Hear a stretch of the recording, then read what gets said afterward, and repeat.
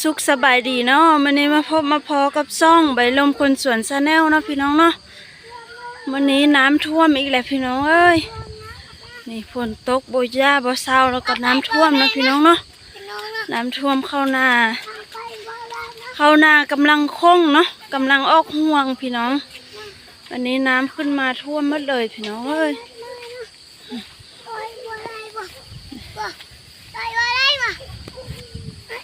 ลงมาคุณพี่น้องคุณเลยนี่ก็ดีเลยนะให้นี่ก็ท่วมเลยพี่น้องเอ้ยน้ำยังขึ้นจากไซนะพี่น้องเนาะมื้อเช้านี้ประมาณ6 โมงเนาะให้นี้ยังพันท่วมพี่น้องน้ำยังพันมาฮอดนี่น้ำยังขึ้นจากไซพี่น้องเดี๋ยวนี้เลยแบบนี้พี่น้องเอ้ยข้าวนาปีนี้งามพี่น้องงามกว่าทุกปีอีกพี่น้องเอ้ยแต่น้ำขึ้นมานี่หมดเลยพี่น้องเอ้ยพายุยังพันมดซ้ำเพิ่นว่าวันที่30เนาะมดเนาะอันนี้หากับวันที่29เนาะพี่น้องเนาะ28 29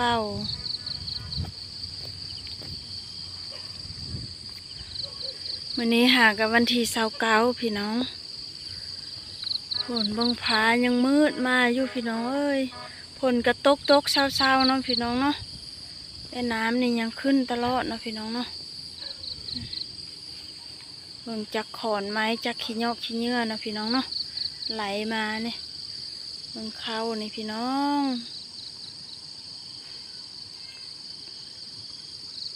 เฮ้ยนี่เบิ่งมะพร้าวกับพี่น้องเอ้ยน้ำท่วมหมดโตเฮาหากับปุ้งหัวจิไข่นะพี่น้องเนาะปุ้งหัวจิไข่กับน้ำท่วมเลยพี่น้องเอ้ยให้นี่กับมดเลยพี่น้องเอ้ยอันนั้นก็สิเป็นข้อใกล้นะพี่น้องเนาะ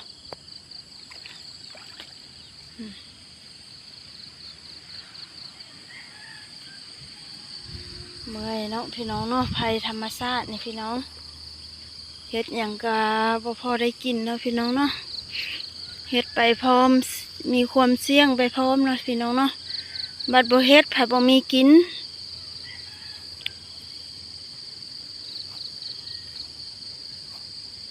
ฝนตกอหลีอะหลอพี่น้องเอ้ยตกมดมือมดคืน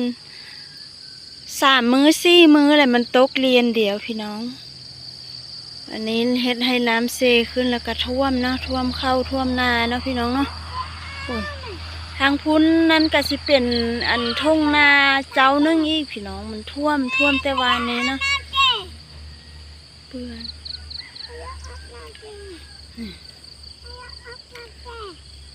มะพร้าวก็จะสิตายเลยบ่เนาะพี่น้องเนาะหญ้าบ่รกออกเห็นแต่ใบข้าวพี่น้องเห็นแต่ใบข้าวปลออยู่เนาะพี่น้องเนาะ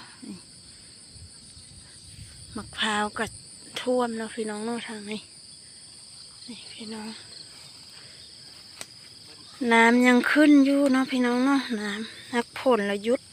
ตกแล้วเนาะแต่น้ำก็ยังขึ้นอยู่เนาะพี่น้องเนาะ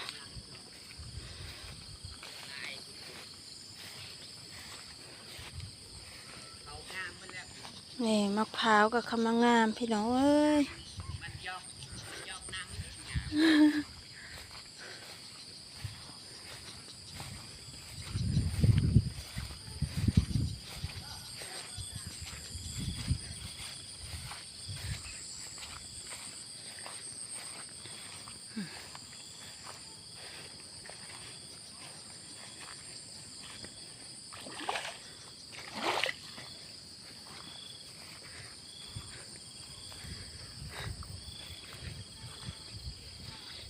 นี่ก็สิเป็นเที่ยงนาน้อยเนาะพี่น้องเนาะท่วมเลย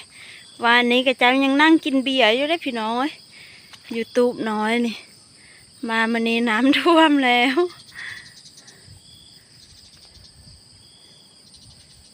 น้ำกำลังขึ้นพี่น้องเอ้ย เบิ่งมืดยังมืดอยู่พี่น้องเอ้ยมืดฝนให้ได้จังให้น้ำลงพี่น้อง